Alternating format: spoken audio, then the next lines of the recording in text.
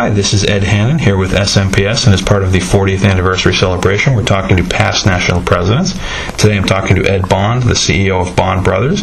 Ed was the national president from 1993 to 94. Ed, how are you doing today?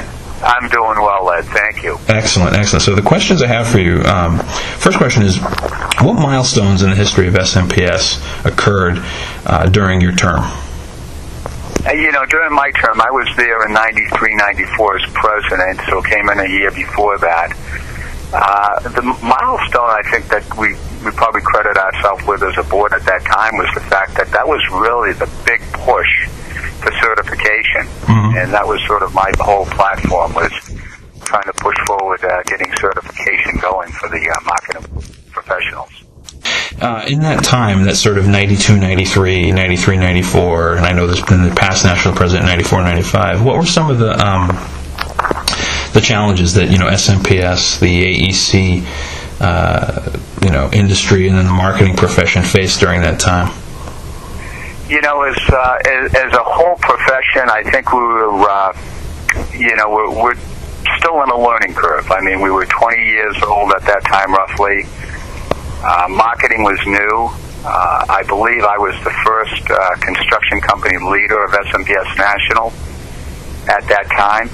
So I would have to say maybe even the integration of construction management firms into the AE arena was still one of those things that were looked at with a little bit of a tent, but a good tent by all means.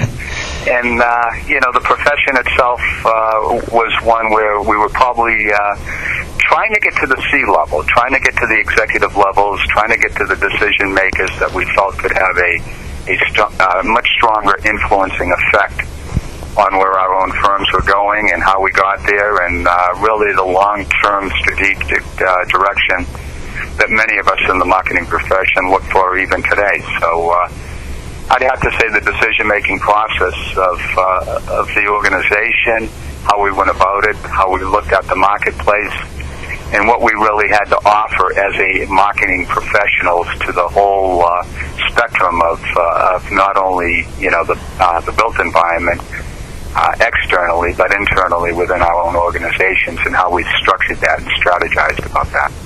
What was sort of SMPS's response or approach to handling that challenge? Again, I think reflecting back on some of the milestones, certification was a major domain of topic. We also had at our national conference, we had one of what we considered a highly esteemed speaker at that time.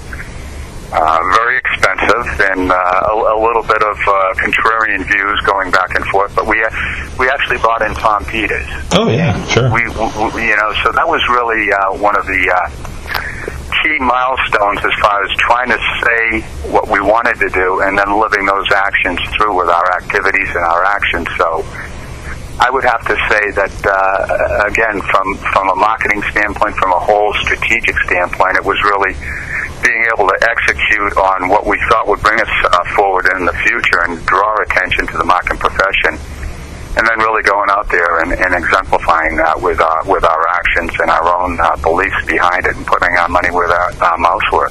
And you have the unique perspective of, like you had said before, this being 20 years since you were the leader of SMPS, which means you were there the 20th year. It's now the 40th year. As we look forward, what's your sort of big dream for the future of SMPS and the marketing profession and the AEC industry? Where do you see this going in the next 5, 10, 20 years? I'm not what I would call our firm's been around since 1907, and I'm fourth generation. So I've got fifth generation. My son and my daughter in the business. So I can't say I'm into the trendy fads and so forth, but I'm a firm believer that you have to stay ahead of the curve. One of the things I think is a driver for most businesses, and I'll take that out of even the context of just those in the built environment, because I think a business is a business and it has good practices, and marketing is a very strong component of that throughout. But I think it really is. It goes back to the simple, sort of Occam's razor. that, helping our clients make the best informed decisions possible. And that should be that, every time we make a decision, if we can look at it and ask ourselves, how does this really help improve our client's position moving forward? Because if we're in this business for the long term, then transactional work activity isn't really what we're about. We're about building long-term relationships. We're about doing the right things for the right reason. And I think we're looking more and more at that as we go forward. So I think SMPS as an organization, it really is pushing that envelope out there. It's asking a lot of the right questions that need to be asked. It's looking at things like not just building a building, but life cycle and asset costs. It's looking at the technology. It's looking at the energy. It's looking at really working smarter and working as owners of not only our business, but as owners that try to work for the client and bring them the best results possible. What would you say, having been a member in the organization for a really long time, is the greatest asset of SMPS? I think the greatest asset is its people. I mean, it's the people that make the association. It's, without the people, it really isn't much of anything, and we know that. Right. But it's the people. It's the willingness to, share the knowledge and stretch the envelope.